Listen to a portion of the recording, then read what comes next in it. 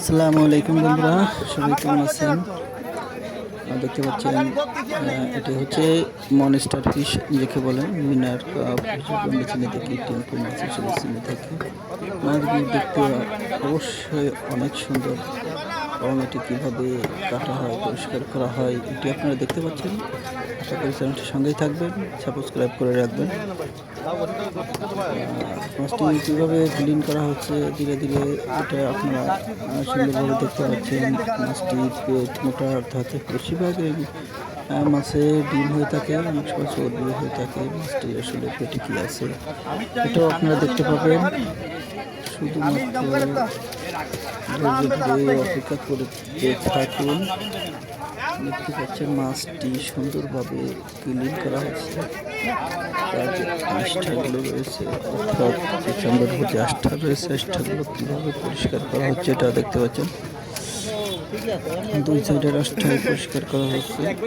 পরবর্তীতে next step হচ্ছে মাছটি কাটা এবং স্প্লিট করা, ভাগ ভাগ করা, টুকরো টুকরো করা বা রান্নার জন্য প্রস্তুত করে তোলা। মাছটি আসলে খেতে অবশ্যই দারুণ লাগে। মাছটি ডিমও খেয়ে থাকে, ডিমও অনেক সুন্দর লাগে, ডিম ভাজি করে খেতে অনেক সুন্দর লাগে।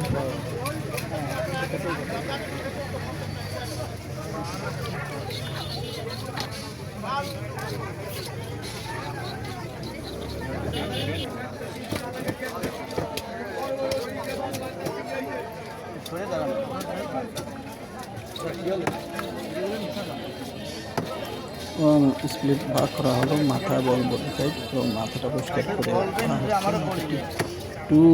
দুই ভাগ করে ফেলালো এবং 2 পিস করা হলো মাথা থেকে। এবার যেটা বডি রয়েছে, এবার বডিটা সুন্দরভাবে কাটা হবে। দেখতে পাচ্ছেন লিগা থেকে স্প্লিট করা হচ্ছে, ভাগ করা হচ্ছে।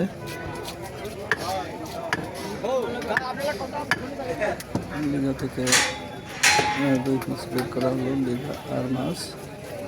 এখন যে বডি রয়েছে, বডি থেকে আসলে স্প্লিট করা হবে, 2 স্প্লিট, 2 ভাগ করা হবে। একটা হচ্ছে পেটি সাইজ, একটা হচ্ছে দাঁড় সাইজ।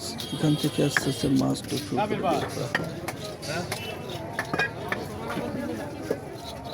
যে পেটি যে ডিম হয়েছে, দরজা আরো খুলে নিন।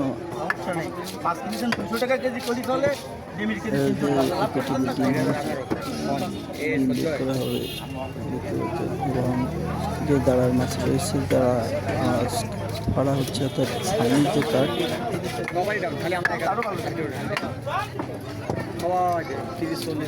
সাইনিজ কাঠ দেওয়া হচ্ছে।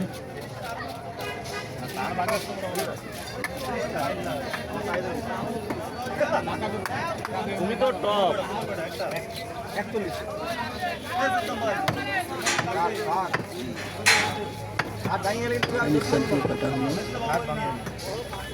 থাক, ওটা দেওয়া লাগবে না, থাক মা।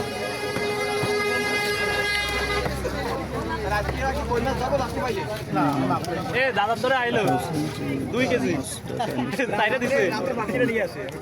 যে ডিম হয়েছে, ডিমটা আমাদের কীভাবে আলাদা করা হয় দেখতে পাবেন। ডিম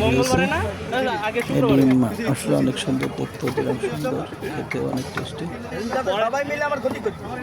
পরের দিন আবার রুটি খেতে এসে দরকার মরে